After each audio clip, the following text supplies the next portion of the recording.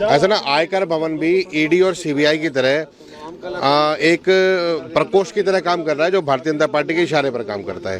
कांग्रेस के खातों को सीज करने के लिए एक नोटिस जारी किया गया और तत्काल उस पर सीज कार्रवाई की गई। लेकिन कहते हैं ना कि अगर आप दूसरों के लिए गड्ढा खोदेंगे तो खुद के लिए खुदेगा।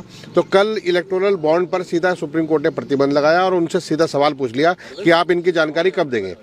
हो सकता है कि वो आरटीआई के दायरे में ना हो, इलेक्टोरल बॉन्ड एक कॉर्पोरेट कंपनी के लिए ना हो, लेकिन एक पार्टी के लिए मजबूरी है कि उसको अपने आने वाले चंदे को बताना पड़ेगा।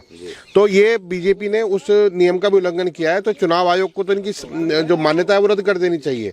लेकिन प्रधानमंत्री का एफिडेविट से आप उठाएंगे और आप पीएम केयर फंड की बात करेंगे, आप जिस भी फंड की बात करेंगे, सरकार बिल्कुल लूट पर उतारू है और ये सूट बूट और लूट पर टिके हुए हैं। आज भी ये इनके प्रधानमंत्री मंच से झूठ बोलते हैं, इनके मैनिफेस्टो में झूठ लिखा हुआ है। अभी जो भी कानून बनाएंगे वो बनाएंगे कुछ, दिखाएंगे कुछ और करेंगे कुछ।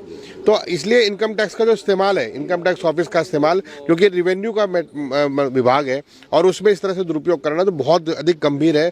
जिस तरह से एक अभी चेन्नई में एक किसान के घर पे छापा डाला, सिर्फ पड़ोसी एक भाजपा के इशारे पर, क्योंकि वो जब छापा डाला तो सिर्फ 450 रुपए मिले।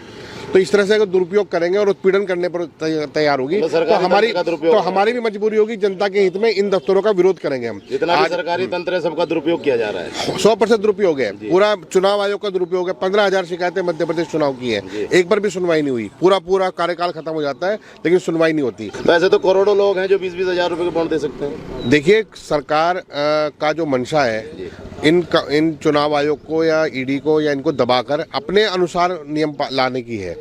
कॉर्पोरेट सेक्टर से चंदा इसलिए वसूला जा रहा है ताकि उनको लाभ पहुंचाए। कॉर्पोरेट सेक्टर से आप 1 करोड़ रुपए लोगे तो 100 करोड़ का लाभ देना। कांग्रेस को, बसपा को, किसी को नहीं मिलता। नहीं, इलेक्टोरल बॉन्ड का एक कॉर्पस फंड बना जिसमें 98% पैसा सिर्फ बीजेपी के पास गया है। ये 2017-18, 2018-19 और 2019-20 का मैं डाटा बता रहा हूँ, उसके आगे का नहीं है। लेकिन 99% पैसा सिर्फ बीजेपी के पास गया। तो ये स्पष्ट रूप से दिखाता है कि चंदे की लूट किस लिए की जा रही है, कॉर्पोरेट की लूट किस लिए की जा रही है। धन्यवाद।